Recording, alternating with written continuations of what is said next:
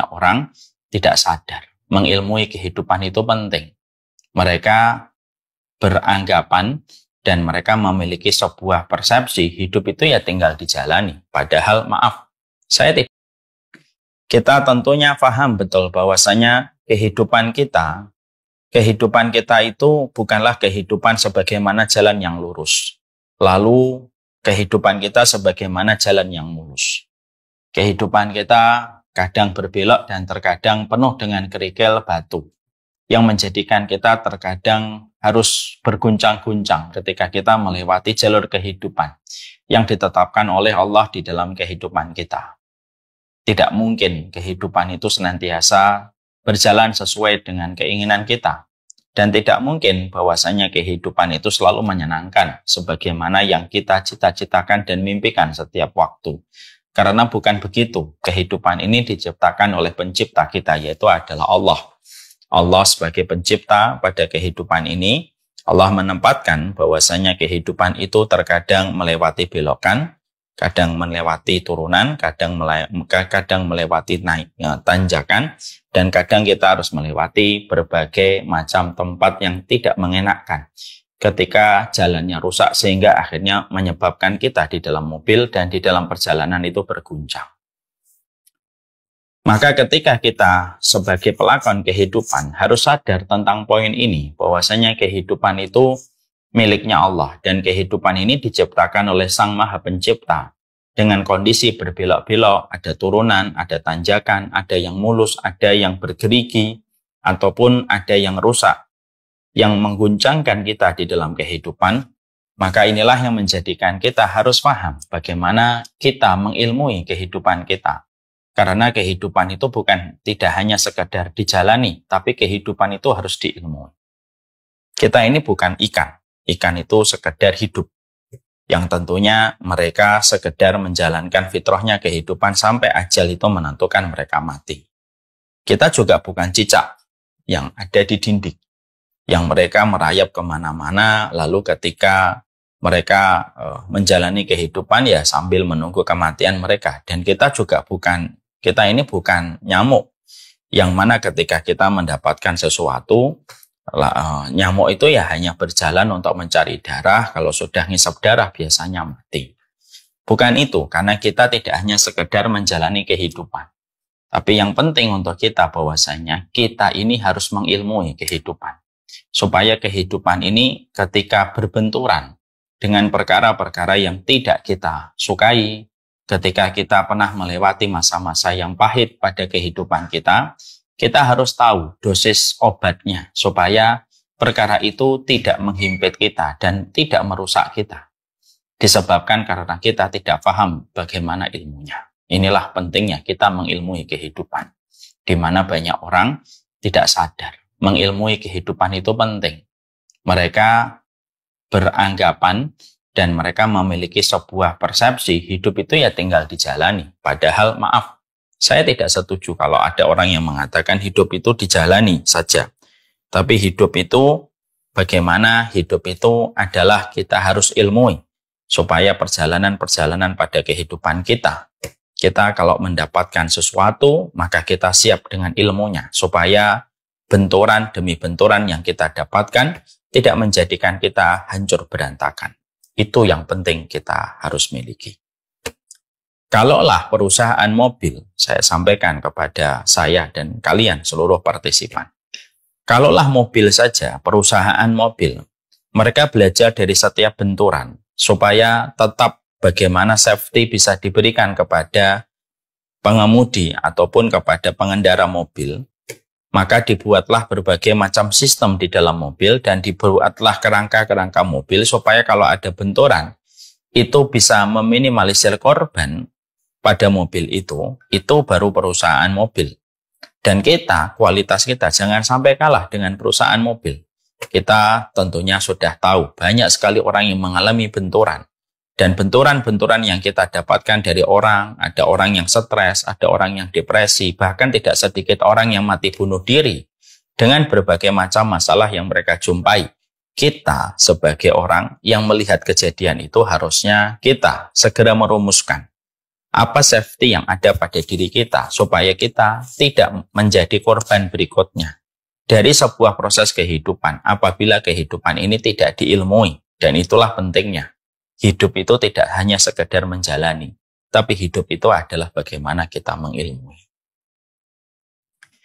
Karena ini merupakan perkara yang sangat penting, mari kita bahas. Mari kita akhirnya memahami betul bagaimana kita memiliki sebuah ilmu untuk merilis kehidupan kita. Ya. Bagaimana kita melepaskan beban pada kehidupan kita supaya beban itu tidak menguburkan kita, supaya beban itu tidak memperosokkan kita kepada jurang yang membuat hancur berantakan kehidupan kita. Kalau saya bicara tentang masalah ini, mental health itu tidak bisa kita langsung bicara semuanya. Tapi setidaknya mari kita bicara, apa sih yang kita harus lakukan supaya beban yang ada pada hati kita, terutama kepada peristiwa-peristiwa yang pernah terjadi pada kehidupan kita, supaya kita memiliki cara, metode, ways to release. Kita itu memiliki cara untuk melepaskan, supaya beban ini tidak berkelanjutan sampai hari ini dan sampai hari-hari mendatang. Karena beban apabila terlalu lama dipikul, lama-kelamaan, orang itu akan gemetar menghadapi beban itu dan lama-kelamaan orang itu akan pingsan ketika dia terlalu lama membawa beban pada persoalan hidupnya. Karena sesungguhnya manusia itu tidak disetting untuk membawa beban itu terus-menerus. Manusia itu disetting oleh Allah, manusia itu bisa membawa beban. Tapi manusia itu harus ngikutin ilmu supaya beban itu menjadi ringan seiring dengan perjalanan waktu. Ingat ya, manusia tidak disetting untuk membawa beban-beban yang tidak terselesaikan. Tapi manusia itu disetting oleh Allah, manusia bisa membawa beban, tapi manusia harus segera mencari ilmu, segera mencari petunjuk supaya dia punya the way to release, dia punya cara untuk melepaskan beban itu, supaya ketika ujian yang lain datang, maka ujian yang sebelumnya sudah terselesaikan. Dan itulah yang kita harus pahami. Saya ambilkan sebuah contoh yang gampang. Bagaimana kita disetting tidak terus-menerus membawa beban. Kita hanya disetting untuk membawa beban pada parsial waktu yang ada. Tapi kita langsung dituntut kalau ada ujian dan beban yang kita miliki itu segera kita nyari petunjuk supaya kita menguraikan beban itu dan tidak lagi menjadi beban kita di masa mendatang. Karena ujian-ujian baru nanti akan siap menghadang kita. Saya ambilkan sebuah contoh. Saya ini kalau memegang handphone saya atau saya memegang iPad saya. Saya memegang iPad saya, kalau hanya memegang 1 menit, saya mampu. Karena memang kita disetting oleh Allah. Defaultnya itu kita bisa menanggung beban kalau 1 menit. 2 menit masih saya mampu. 3 menit mampu, 10 menit masih mampu, setengah jam masih mampu.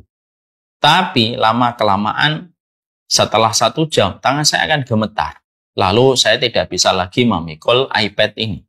Karena apa? Karena defaultnya kita selaku manusia itu hanya bisa menanggung beban itu di awal-awal. Lalu setelah itu kekuatan kita pasti akan turun. Siapapun itu, setingkat Mike Tyson, setingkat Habib, setingkat McGregor, itu pun sama. Mereka bisa membawa beban awal, tapi kalau beban itu dipikulkan terus-menerus, lalu mereka tidak melepaskan diri dari beban itu, setingkat Habib sekalipun juga akan pingsan kalau terlalu lama membawa beban. Itu yang kita harus paham. Ketika kita memahami bahwasanya Masya Allah, ternyata beban itu merupakan, kalau kita memahami bahwasanya kita memang manusia disetting oleh Allah, kita tidak membawa beban yang panjang, maka kita harus segera. Dan kita emergensi. Kita ini harus segera untuk mengadakan satu emergensi. Apa yang harus kita lakukan untuk memiliki ways to release, yaitu way to release. Bagaimana cara kita untuk melepaskan. Cara kita untuk melepaskan berbagai macam beban yang ada pada kehidupan kita. Terutama ketika kita pernah melewati masa-masa yang sulit. Yang kita pernah dapatkan dalam kehidupan.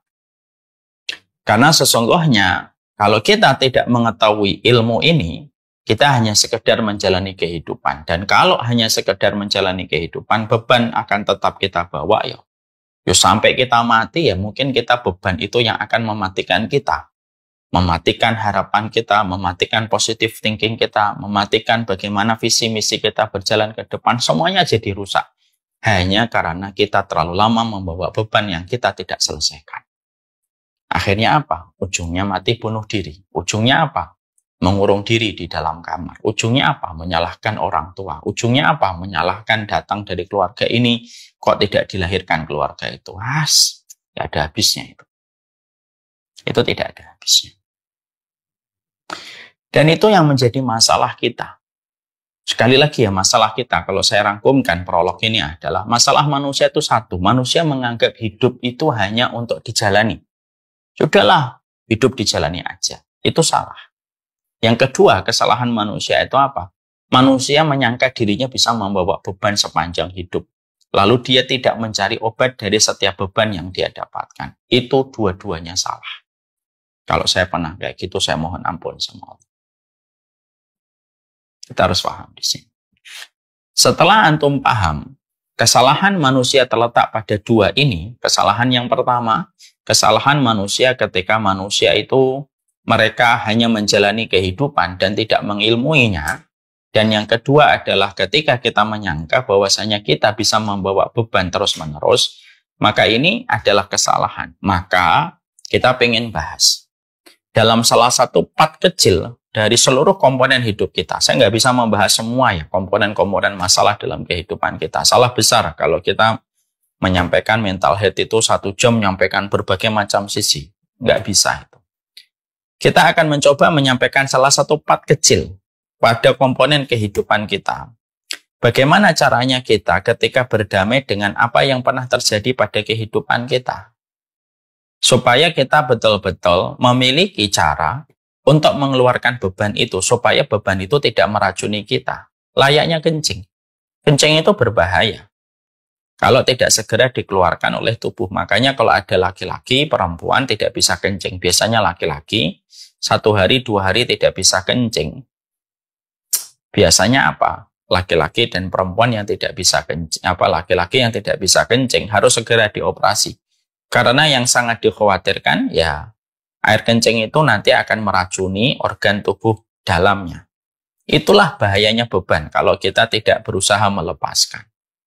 Makanya kita harus paham bagaimana caranya kita untuk memiliki way to release. Kita memiliki cara untuk melepaskan. Ya, inilah yang menjadi pembahasan kita pada kesempatan pagi ini. Terutama bagi seluruh partisipan, bagi seluruh para penuntut ilmu yang hadir pada kesempatan hari ini. Kalau kita merasa kita ini punya beban, baik itu beban luka pengasuhan, baik itu beban harapan dan ekspektasi yang terlalu tinggi, baik itu beban dengan kekecewaan yang pernah kita peroleh dan kita dapatkan, ataupun segudang alasan yang menjadikan kita merasa bahwasanya itu merupakan beban yang pernah kita jumpai. Maka sesungguhnya saya akan menyampaikan 5 ways to release. Saya akan menyampaikan 5 perkara untuk melepaskan. Saya ambilkan dari salah satu buku yang saya tulis sendiri tentang masalah mental health, yaitu adalah buku Make Peace with Yourself. Saya akan membahas di sini karena memang pembahasan kita pada Samela Series kemarin, Samela Series yang ke-7 tentang masalah kesehatan mental, yaitu adalah Make Peace with Yourself. Saya menyampaikan di dalam buku ini yaitu adalah 5 ways to release. Saya akan menyampaikan 5 perkara untuk melepaskan dari berbagai macam beban yang kita jumpai pada kehidupan kita. Apa itu? Yang pertama. Yang pertama, saya menuliskan cerdas di dalam melihat setiap masalah yang pernah kita jumpai dan seluruh lintasan takdir yang pernah kita dapatkan dengan helikopter view. Ketika kita menjumpai satu hal yang pernah terjadi dan tidak hanya memandang ujungnya tetapi melupakan bagaimana muara dari setiap masalah yang pernah kita dapatkan. Biasanya dalam bahasa psikologi itu mereka menyebutnya dengan kata helicopter view atau eagle view.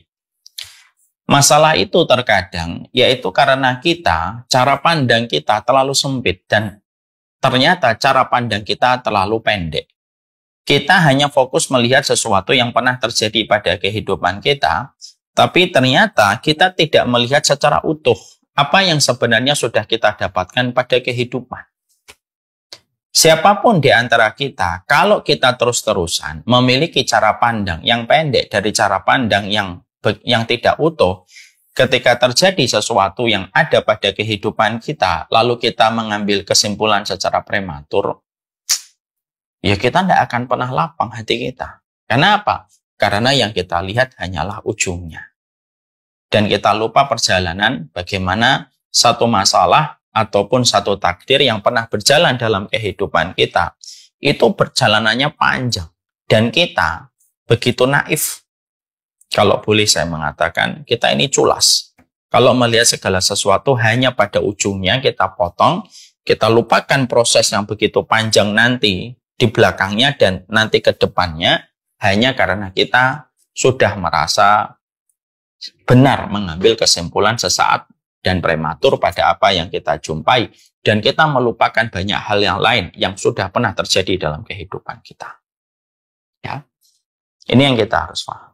Contoh, ya saya mengambilkan dua contoh, nanti akan kita relate pada kehidupan sehari-hari. Nabi Ayub itu mendapatkan sakit yang berat, tidak sembarangan sakit, sakit yang berat. Dan itu sudah dikabarkan oleh Allah. Sakit yang menimpa kepada Nabi Ayub itu merupakan sakit yang berat. Kalau kita menjumpai dalam beberapa ahli sejarah Islam, salah satunya Imam Ibnu Katsir. Karena Imam Ibnu Katsir itu bukan hanya seorang mufassir, tapi beliau juga merupakan ahli sejarah. Maka Imam Ibnu Katsir itu berkata, bahwasanya sakit yang menimpa kepada Nabi Ayub itu tatasaqat luhumu Ayub. Loh, sampai daging-daging Nabi Ayub itu berguguran, berjatuhan satu persatu. Saking beratnya sakit yang diderita oleh Nabi Ayub.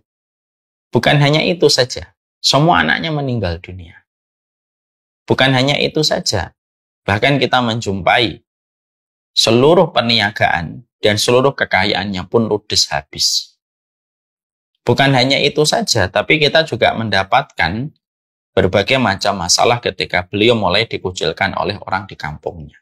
Itu kan ibarat orang hari ini sudah jatuh tertimpa tangga pulang.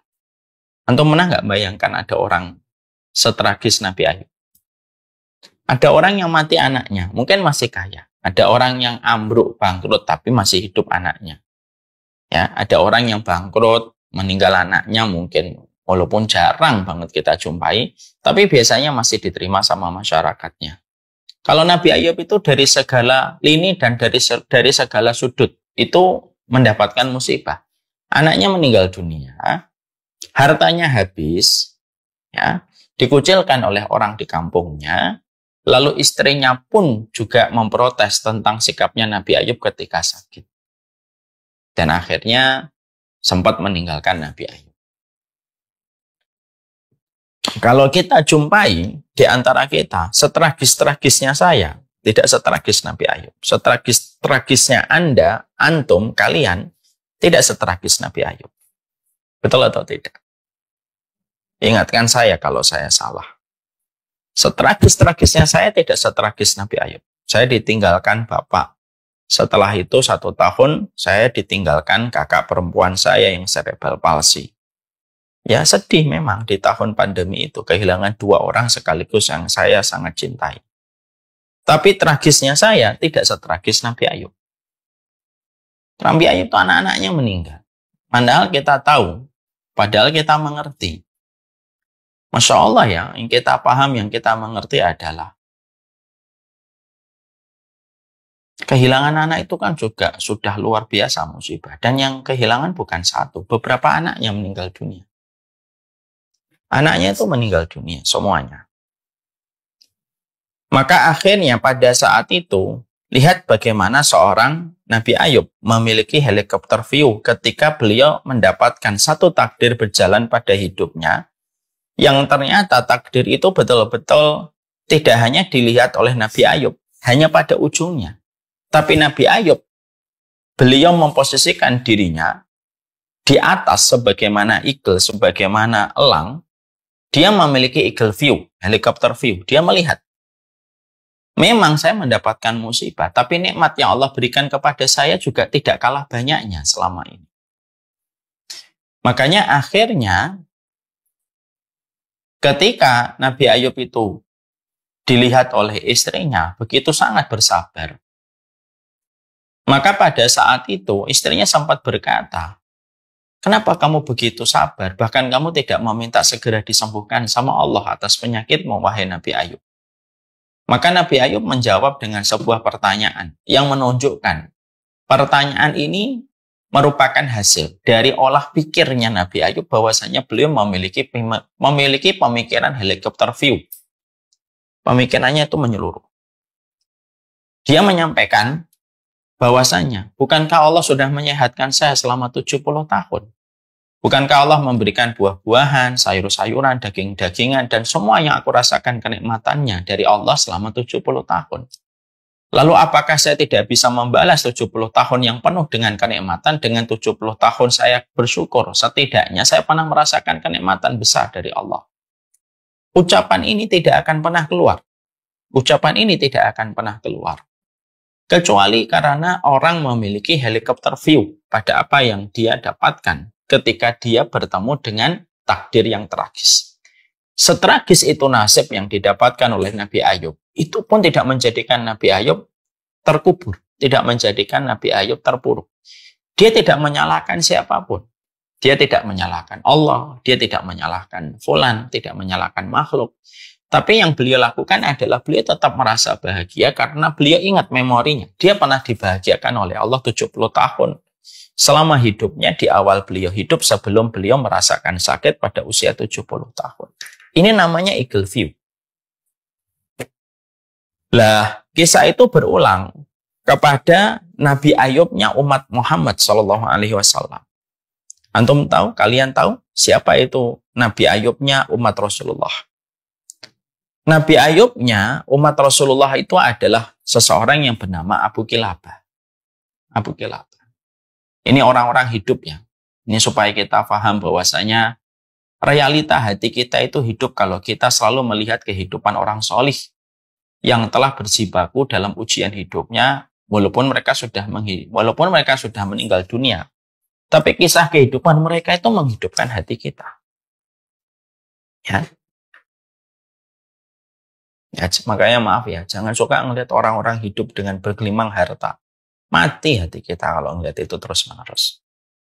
Mari kita kembali ke topik. Abu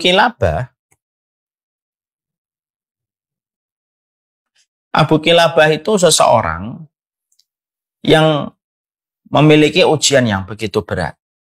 Ya, beliau diusir dari keluarganya, tangannya buntung, kakinya cacat, matanya buta. Ya, itulah Abu Kilabah. Kisah tentang Abu Kilabah itu bermula ketika ada seseorang yang sedang berjaga-jaga di perbatasan kaum muslimin. Saya lupa namanya beliau ini. Tiba-tiba beliau mendengar ada seseorang dengan agak begitu keras di tempat yang sepi. Beliau berzikir.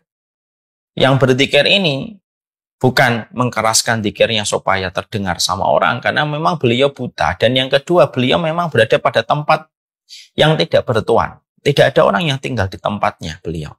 Hanya ditemani dengan sebuah tenda yang sudah rusak kainnya.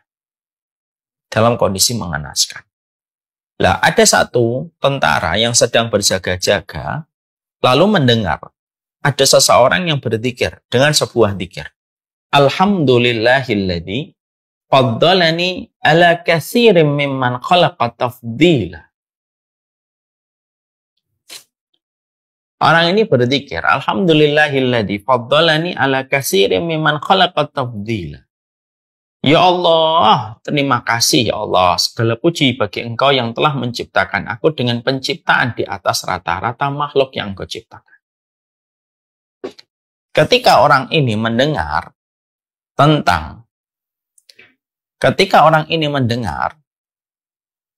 tentang zikir ini, orang yang mendengar ini kan berprasangka, orang yang berzikir ini pasti orang yang istimewa fisiknya. Karena dia mengucapkan zikirnya yang telah menciptakan aku dengan penciptaan di atas rata-rata. Ya. Maka orang yang mendengar zikir ini menyangka bahwasanya yang berzikir itu tinggi, putih, gagah, harum, kaya raya, pintar, dengan seluruh keistimewaan yang biasa kita kenal pada mindsetnya manusia hari ini. Dicari itu sumber dan pemilik suara yang sedang berzikir. Ketemu, dan ternyata itu adalah seseorang yang buta, tangannya buntung, kakinya cacat, ditemani kemah yang sudah rusak. Lalu sampai akhirnya orang itu ketika mendapati yang berzikir dengan zikir seindah itu ternyata orang yang penuh dengan cacat, maka akhirnya beliau bertanya sama Abu Kilabah yang beliau temui. Lo yang menjadikan kamu zikir dengan zikir yang seindah itu, ketika engkau memuji Rabb dengan penciptaan istimewa yang ada pada tubuhmu, padahal engkau buta, padahal engkau buntung, padahal engkau juga buntung kakinya dan cacat. Apa yang menjadikan engkau berzikir dengan zikir yang seindah itu, padahal engkau orang yang semacam ini? Maka Abu Kilabah memberikan jawaban yang memiliki benang merah sama dengan jawaban Nabi Ayub. Jawabannya itu apa? Dia bertanya kembali sama orang tersebut dengan mengatakan, apakah Allah bisa mengirimkan petir lalu menghanguskan aku dengan satu petir? Bisa. Bisa. Allah bisa nggak meretakkan bumi ini lalu menenggelamkan aku di perut bumi? Bisa.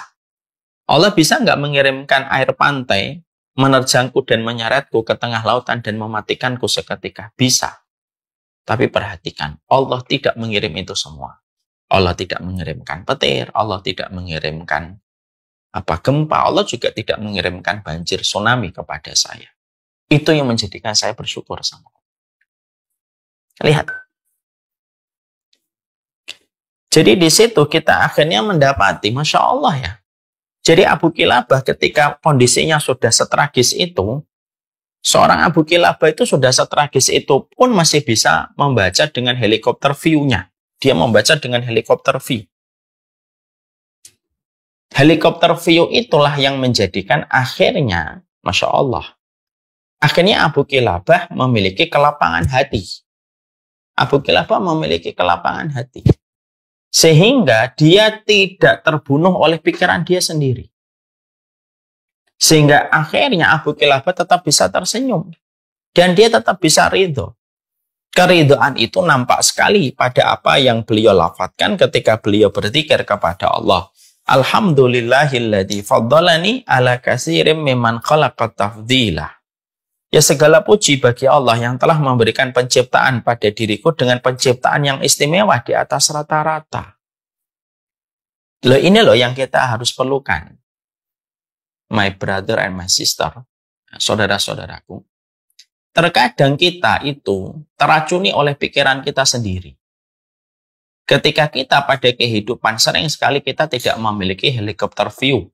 Pada setiap apa yang pernah terjadi pada kehidupan kita, lalu kita hanya berkutat pada ujungnya, tapi kita lupa sebelum ujung itu apa dan setelah ujung itu nanti apa.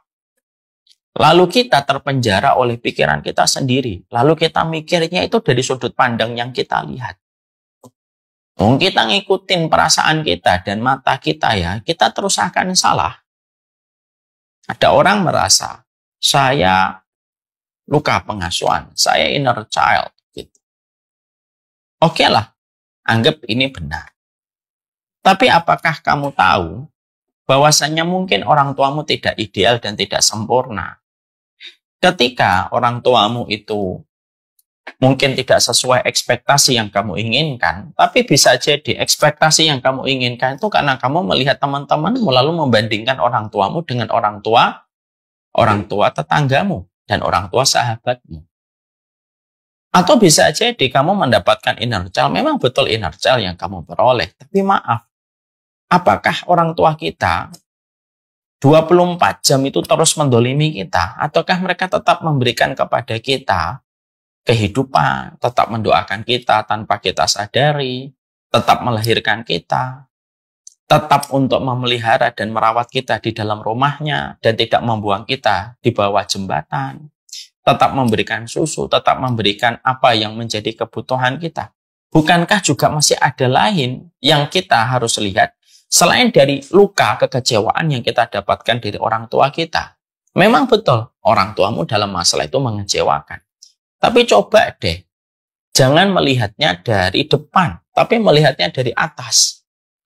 Mungkin kalau kamu melihat dari atas, kamu akan melihat orang tuamu yang sampai ketiduran di jalan ketika mencarikan uang untuk dirimu. Walaupun mungkin ketika pulang ke rumah dia letih dan akhirnya sering marah sama dirimu. Oke, saya maklum. Itu mungkin terjadi. Tapi bisa jadi itu bagian dari kekurangan sebagaimana kita nanti kalau menjadi orang tua, bukankah kita juga memiliki kekurangan? Kalau kita tidak memiliki helikopter view pada apa yang terjadi pada kehidupan kita, selama kita tidak berusaha untuk menaikkan cara pandang kita untuk melihat satu masalah yang terjadi pada kehidupan kita, ya susah. Ya kita akan berkutat dengan kekecewaan demi kekecewaan. Kenapa? Selalu melihat segala sesuatu dengan jarak pendek. Dan tidak melihat segala sesuatu dari jarak pandang yang jauh. Itu yang salah. Melihat kota Bekasi, atau maaflah, melihat kota Solo. Kalau kita di Solo mungkin biasa. Tapi kalau kita melihatnya dari Lawu, kota Solo tampak indah. Kalau dari Jogja, ngelihat kota Jogja mungkin macet. Setiap lampu merah berhenti. Ya, ketika belok ke kanan sempat mau disambar sama mobil. Karena kita ngelihatnya dari Solo, kita melihatnya dari Jogja. Coba kita sekali-kali mendaki gunung, ke Gunung Merapi, ya, atau Gunung Merbabu. Gunung Merapi, saya pernah daki sana. Merapi dan Merbabu itu, kalau kita melihat Jogja itu tampak indah. Kenapa? Selalu kalau kita menaikkan cara pandang kita terhadap segala sesuatu, menjadikan apa yang kita lihat itu menjadi sangat indah. Itulah caranya orang yang memiliki albab, absor. Absor itu melihat segala sesuatu dengan sudut pandang ketakwaan, sudut pandang ketaatan, dan sudut pandang dari keimanan pada Allah dan Rasul-Nya. Itu yang akan menjadikan kita tenang. Ya. Jadi akhirnya kekuatannya Nabi Ayub dan kekuatannya Abu Kilabah bukan karena mereka badannya besar. Bukan, kekuatan Nabi Ayub itu dari hati. Hati itu terbackup dengan cara pandang yang sangat istimewa dari seorang Nabi Ayub ketika Nabi Ayub itu melihatnya itu dari atas gitu. Siapa orang yang berhak dengan mental illness, dengan seluruh dengan seluruh hal yang ada pada mental illness itu? Orang yang paling berhak dengan seluruh kekecewaan itu sebenarnya Nabi Ayub. Orang yang paling berhak dengan tawaran iming-iming kekecewaan, mengurung diri, ataupun dengan tawaran mati bunuh diri itu Abu Kilabah. Kemudian beliau itu dikucilkan dari rumahnya kok. Udah gitu matanya buta, buntung, kakinya cacat gitu. Orang biasanya matanya buta, kaki dan tangan normal. Tangannya buntung, matanya bisa melihat kan. Lah ini tiga-tiganya organ vital itu nggak ada. Mata, tangan, dan kaki. Coba. Maka ternyata way to release-nya Abu Kilabah, way to release-nya seorang Nabi Ayub itu apa? Rilisnya mereka itu apa? Mereka memiliki cara pandang yang luas. Ini sama dalam persoalan kita berumah tangga. Kita kadang-kadang terbentur dengan pertengkaran dan pertikaian. Ya atau tidak? Iya. Saya aja, walaupun anak saya sudah 8 bersama dengan istri tercinta Bibu. Tapi bagaimanapun terkadang kita itu ya berselisih pendapat tentang 1-2 perkara. Biasanya, apa yang menjadikan kita marah? Ya karena kita fokus kepada apa yang sedang kita pertengkarkan. Kapan kemarahan itu mereda? Kalau kita naik ke atas, kita melihat, ya Allah, istri saya melahirkan anak-anak saya, nyusuin satu persatu anak-anak saya. Kadang-kadang dia tidak tidur. Kadang-kadang dia harus mengorbankan untuk tidak bisa pergi keluar kota kemana-mana karena harus menemani anak-anaknya. Tidak bisa puasa Ramadan. Malam kalau tahajud kadang-kadang sedang bersiap-siap untuk tahajud, terkadang anak menangis untuk disusuin. Maka akhirnya kalau memandangnya itu sudah pakai helikopter view, maka akhirnya cara pandangnya itu akhirnya meredakan amarah. Dan itu efektif bagi saya. Sama dengan istri. Istri lagi marah dengan suami. Mungkin ada 1-2 program yang dia inginkan, dia harapkan tidak berjalan. Ketika lagi marah, membicarakan tentang pertengkaran terhadap program yang tidak dijalankan itu, coba sesekali istri itu naik ke atas dulu. Melihat suaminya kadang menembus kemacetan. Ya, terkadang mereka harus berjibaku di waktu malam, ngantuk, dia pulang. Terkadang di suasana kantor dia mendapatkan kemarahan-kemarahan yang harus diterima. Yang dia ingin sekali untuk keluar dan resign dari kantornya. Setiap akan mengambil keputusan resign, maka setiap itu yang terbayang wajah istrinya. Kalaulah seorang istri melihat perjuangan seorang laki-laki, walaupun tetap dia membawa kekurangan, tapi dilihatnya itu dengan eagle view. Jadinya enak. Anak yang terluka dengan luka pengasuhan, coba deh jujur. Jangan hanya melihat pada saat kamu dikecewakan. Coba deh kamu melihat ketika orang tuamu berjibaku. Orang tua kita menyembunyikan setiap masalah-masalah yang mereka jumpai. Orang tua itu banyak. Orang tua kita itu yang tidak pandai menceritakan masalah kepada anak. Bapak saya aja, Masya Allah ya. Beliau punya utang. Tapi tidak pernah cerita ke saya. Utangnya nggak terlalu besar. Cuma 3 jutaan. Tapi tidak pernah cerita kepada saya gitu. Ya. Sampai akhirnya beliau membayar sendiri setelah beliau merasa memiliki harta. Walaupun pada saat itu beliau ngomong ke saya pun juga pasti saya akan bantu dan alhamdulillah uang segitu pun saya bisa untuk.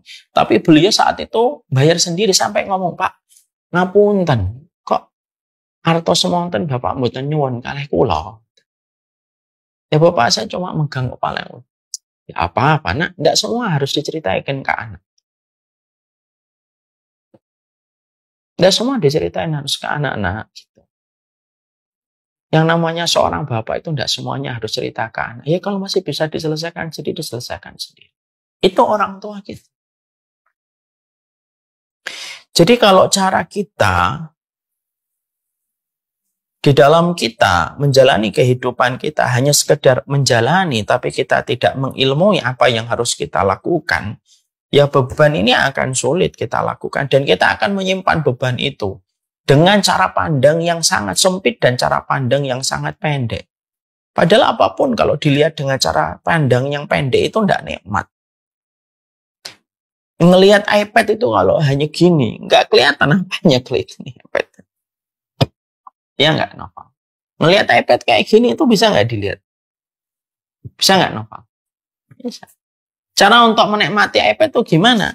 Letakkan jarak sekitar 50 cm dari dirimu, geser-geser apa yang kamu pengen lihat, kelihatan indah. Coba kamu lihatnya begini.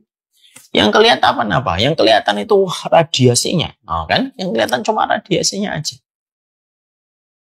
Semuanya itu tampak indah ketika kita melihat, ketika kita tahu dari mana kita memandang setiap masalah yang hadir pada kehidupan kita.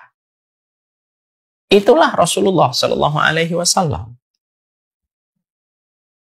Rasulullah Shallallahu Alaihi Wasallam tidak pernah merasa beliau itu kecewa pada hidupnya, walaupun beliau mendapatkan bertubi-tubi ujian yang datang pada hidupnya. Kenapa Rasulullah tidak pernah kecewa? Padahal Rasulullah itu begitu berat ujiannya. Tidak ada manusia yang paling berat di dalam ujian kehidupan itu kecuali adalah Rasulullah. Bukan hanya ujian dakwahnya, bukan hanya ujian bukan hanya ujian tentang tentang risalahnya, tapi termasuk dirinya. Ujian itu sampai beliau sakitnya aja berat. Jadi Rasulullah itu kalau sakit dijadikan 2 kali sakitnya orang biasa. Itu Nabi Muhammad. Tapi kenapa Nabi tidak pernah berkeluh kesah? Nabi tidak pernah mencela tugas yang Allah bebankan kepadanya. Ya, karena Rasulullah tahu pertolongan Allah lebih besar daripada setiap ujian yang Allah berikan kepada beliau. Helikopter view ini loh yang kita harus paham. Ya kalau kita pada kehidupan kita tidak memiliki helikopter view, ya kita ya selamanya sumpek terus hidup kita. Yang luka pengasuhan tidak berusaha mengobati luka pengasuhan, lalu yang ada hanyalah gemuruh, amarah, emosi setiap membicarakan orang tua. Setiap ada nasihat tentang orang tua, selalu berkilah dan berdalih dengan kata, lihat-lihat dulu dong orang tuanya. Ya selamanya, kalau kita sudah memilih untuk tidak mau way to release-nya, ya silahkan. Beban itu silahkan dibawa. Tapi membawa beban itu kita harus ingat. Manusia tidak di-default untuk menanggung beban seumur hidup. Itu yang kita harus mengerti. Ya. Makanya inilah yang menjadikan kita harus paham. Tidak ada manusia di kehidupan ini yang tidak diuji oleh Allah dengan takdir yang tidak sesuai harapan. Jadi penting juga kita merasakan sebelum kita juga berkomitmen untuk memiliki helikopter view pada kehidupan kita. Penting juga kita harus merasa. Penting sekali kita juga harus mengetahui gitu. Kamu itu bukan orang yang paling tragis dalam ujian. Jadi jangan pernah kamu merasa saya adalah orang yang paling tragis dalam hidup. Penyakit merasa paling tragis ujiannya dan paling pahit hidup itu buatan setan supaya kita selalu berputus asa dalam hidup. Itu pengennya setan. Itu tuh memang kepengenannya, itu memang kepengennya setan. Novel, pinjam pulpen. Itu kepengennya setan tuh memang begitu. Makanya jangan pernah kita merasa bahwasanya pada kehidupan kita itu juga jangan merasa paling tragis gitu loh. Udahlah, jangan pernah merasa paling tragis. Oke, kita sama-sama sadari. Ada yang kita sama-sama sadari bahwasanya kita memang mendapati ada kehidupan kita yang pahit. Tapi jangan merasa paling tragis, itu berbahaya gitu. Karena Nabi Ayub pun juga tidak pernah merasa paling tragis itu. Walaupun kalau kita lihat tragis itu, Abu Kilabah dan Ayub itu dua-duanya tragis. Ya. Dan mereka tidak pernah menempatkan diri mereka itu menjadi korban. Ya, saya ini korban dari ketidakidealan dan ketidakadilan kehidupan.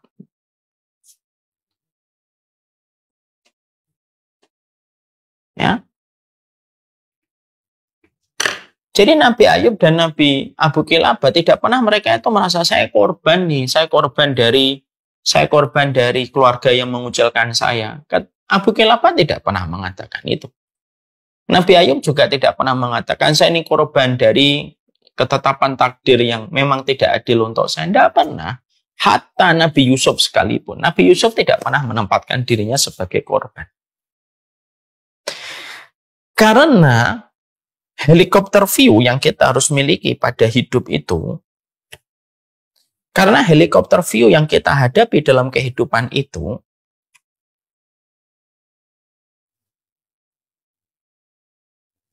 tidak akan bisa kita dapatkan.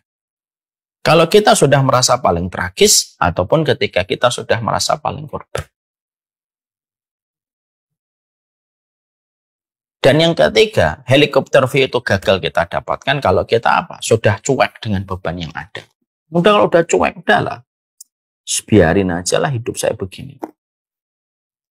Lalu akhirnya ketika sudah cuek dengan kehidupan, mending buru-buru punya helikopter view.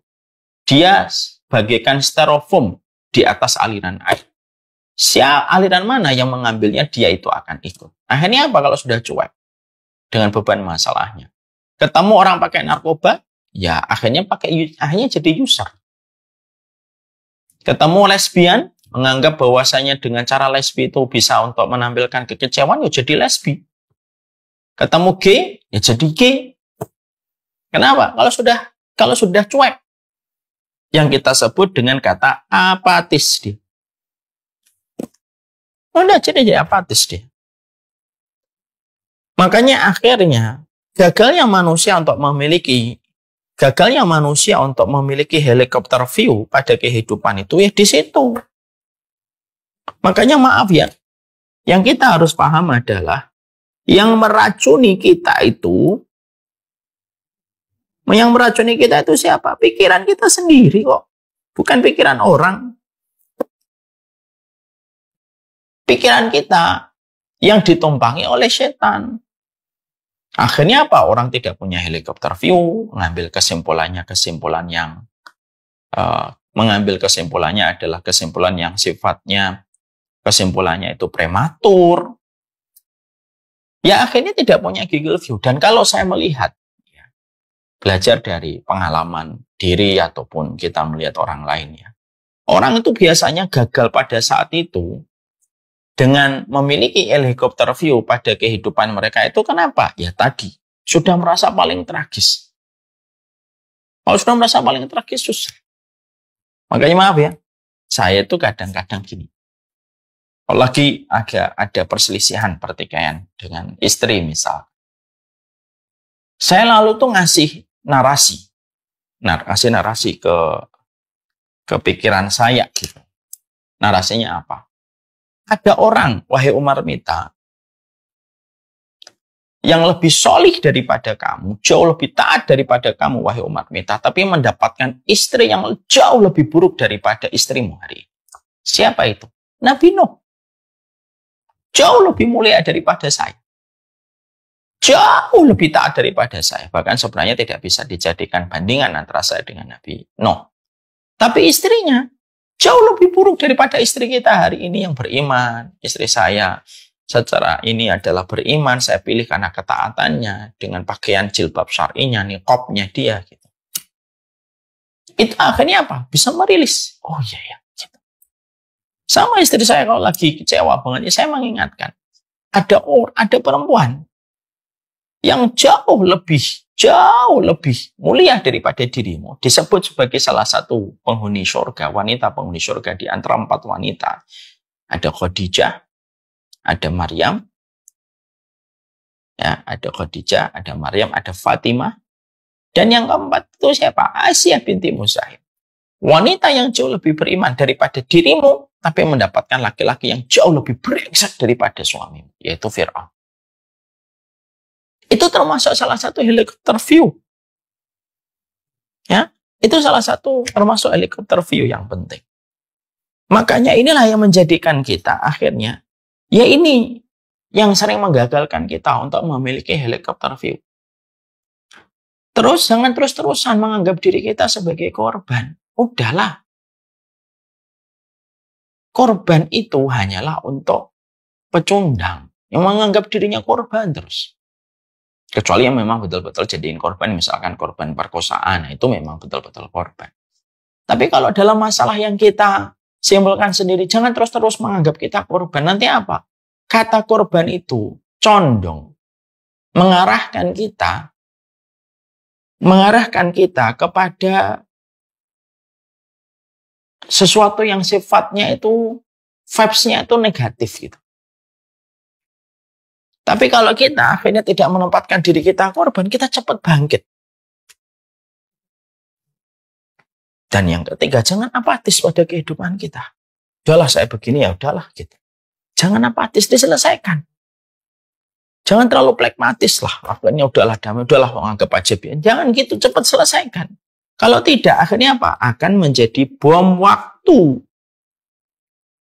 Akan menjadi bom waktu yang akhirnya tidak akan ada, yang akhirnya merusak semua. Nah, disinilah akhirnya kita paham.